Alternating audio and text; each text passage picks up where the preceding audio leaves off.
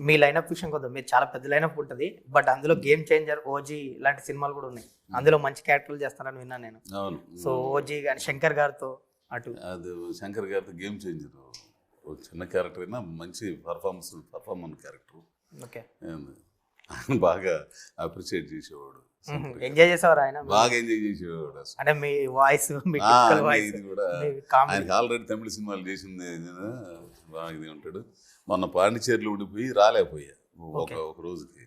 చాలాసార్లు అడిగిన గోషేడి అని చెప్పి. ఓహో. అదొకటను. మన ఓజీలో